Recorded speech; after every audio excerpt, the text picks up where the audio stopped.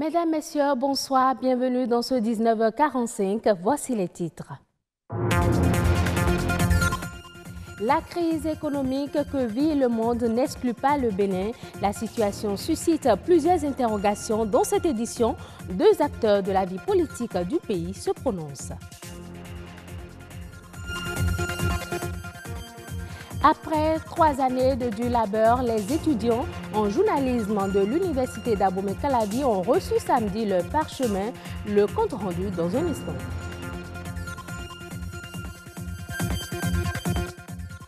Un nouvel ouvrage dans les rayons littéraires depuis samedi, La force de la persévérance, c'est le titre. Son auteur, l'ancien ministre Alain-François Adio.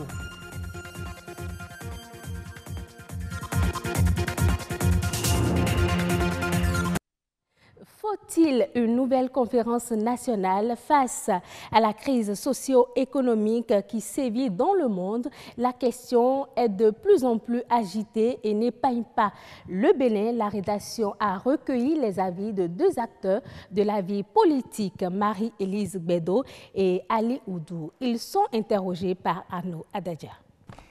Moi, je n'aime pas les assises, on va parler. On parle trop.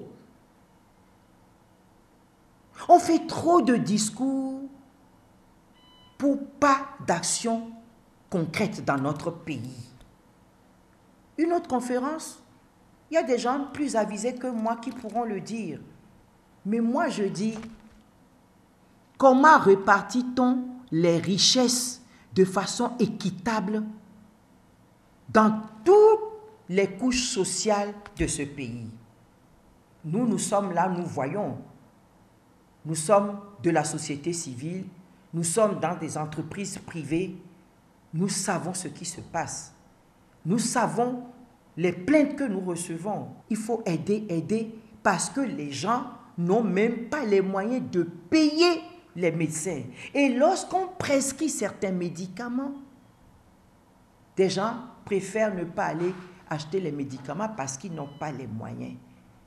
Et c'est pareil lorsqu'ils viennent dans un cabinet d'avocats, qu'ils ont des problèmes et qu'on leur fixe, on les informe sur les frais à payer.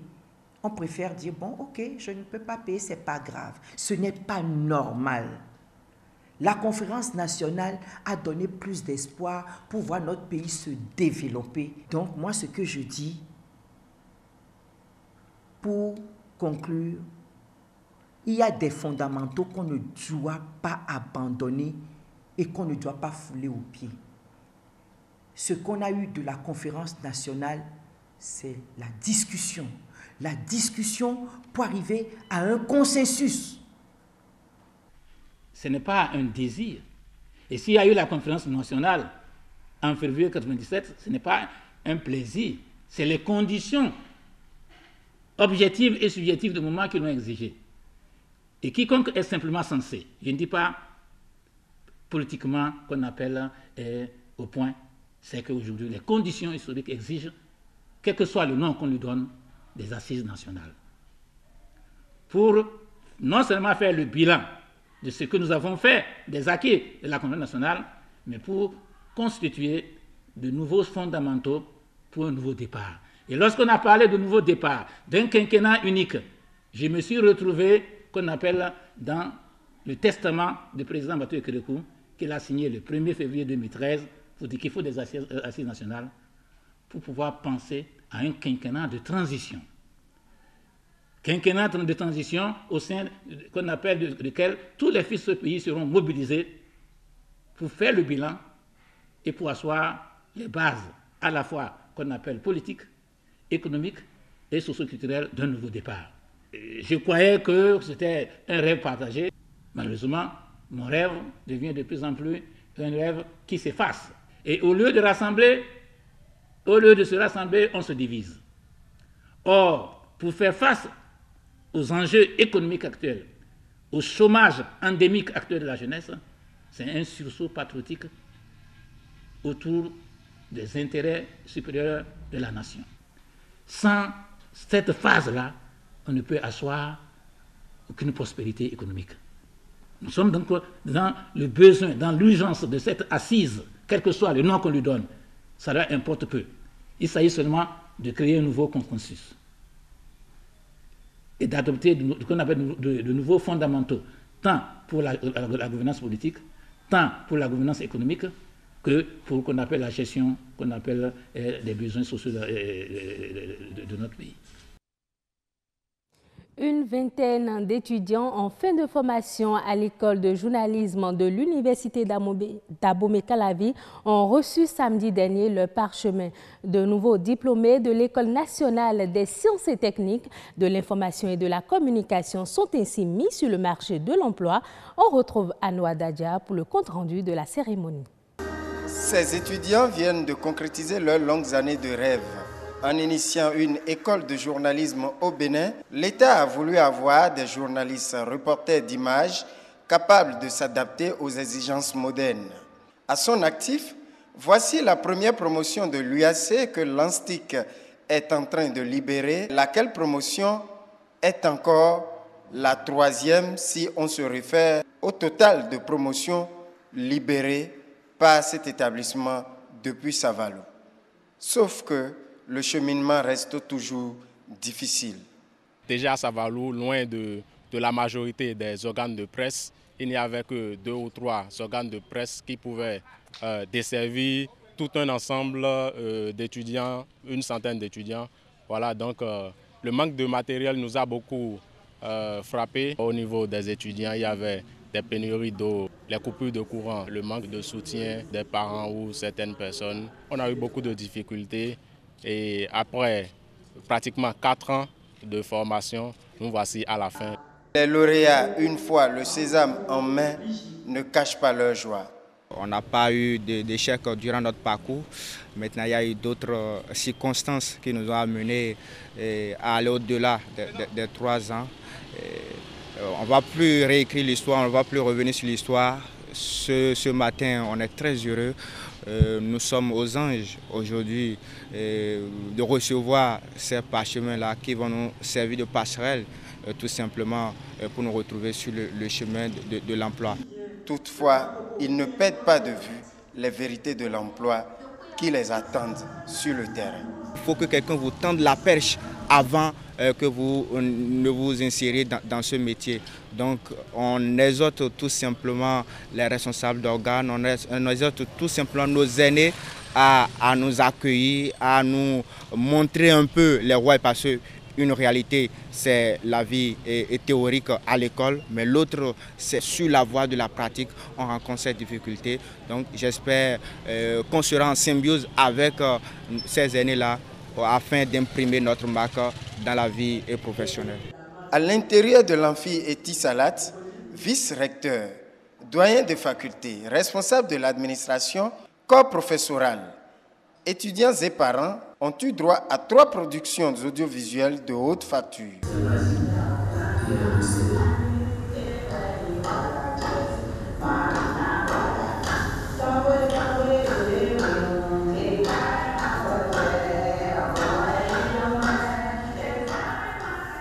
Pour le directeur de l'ANSTIC, ces enfants peuvent encore mieux faire.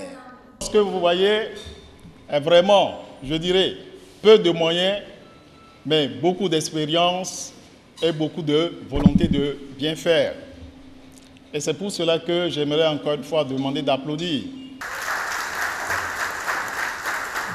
On ne refuse pas que le Bénin se réjouisse de l'ANSTIC, mais la question fondamentale qui demeure reste: comment compléter les moyens à cet établissement pour plus de qualité?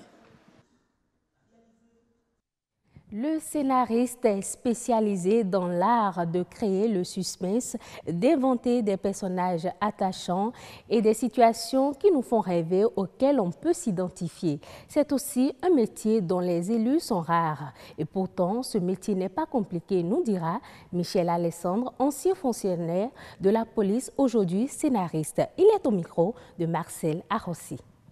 C'est pas très compliqué. Après, c'est beaucoup d'heures de travail, c'est beaucoup de temps passé à son bureau, c'est beaucoup de temps passé dehors, faire de la documentation, parler avec les gens. C'est un travail de longue haleine, mais c'est pas compliqué. Il faut juste comprendre la dramaturgie, mais ça, vous avez la chance de venir à une masterclass.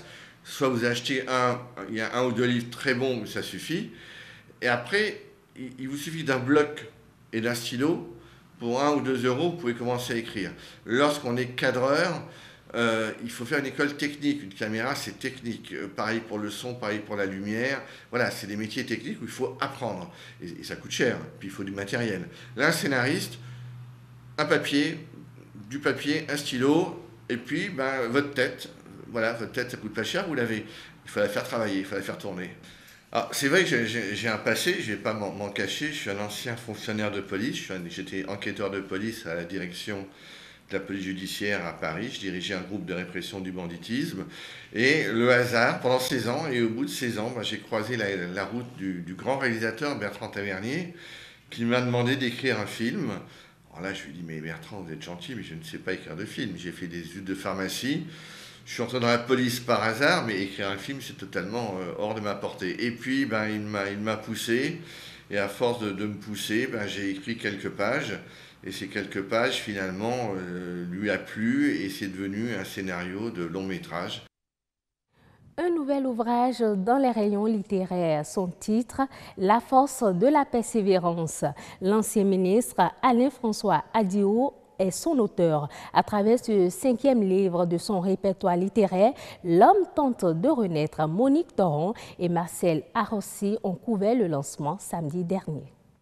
La force de la persévérance. Un nouveau livre paru aux éditions La Croix du Bénin. Alain-François Adiou, l'auteur, matérialise la somme de ses douloureuses expériences capitalisées et veut les partager avec le monde.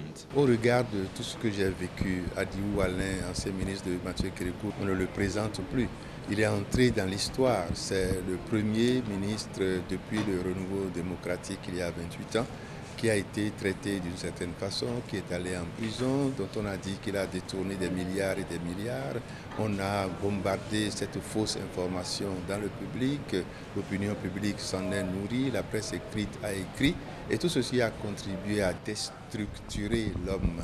Donc, quelque part, il fallait, à un moment donné, une fois que j'ai fini de faire mon deuil, de faire le deuil des émotions, me nourrir de détermination, de courage, de ténacité, de pardon, garder le silence pendant un certain temps pour revenir à la face des choses, à la face du monde public et montrer aux Béninois que Adiou Alain n'est pas mort, il est encore vivant. Ce livre de 212 pages qui peint la douleur morale de l'homme est également ouvert au public. C'est un livre que j'adresse à toute personne, à tout lecteur qui vivrait des moments difficiles de sa vie, surtout si les difficultés qu'il rencontre ne proviennent pas de lui-même. Il faut qu'il s'en sorte. On dit habituellement que la vie est un combat, moi j'ajoute la vie est un jeu de rôle. Donc lorsque on a des difficultés dans la vie, il faut s'en sortir. Comment est-ce qu'on s'aguerrit pour s'en sortir? Voilà ce que j'ai mis dans le livre et je l'ai proposé à tout lecteur pour que ceux qui souffrent ne se complaisent pas dans leur souffrance, pour qu'ils puissent se décider par eux-mêmes, se nourrir de résilience pour sortir de leurs difficultés. D'après Alain-François Adiou, à défaut d'oublier le passé, il faut savoir le dépasser. Le Mali a réalisé une très bonne récolte de coton sur la saison 2017-2018, dépassant les 700 000 tonnes. Par cette production, le pays redevient, selon un responsable de l'interprofession, le premier pays producteur d'Afrique devant le Burkina Faso. À la fin de la saison en cours, le Mali compte engranger 725 000 tonnes de coton graines. La production s'accroît depuis les 6 dernières années en raison de la fixation d'un prix aux producteurs et de leur approvisionnement en engrais et en produits phytosanitaires. C'est la fin de cette édition. Merci de l'avoir suivi. À bientôt.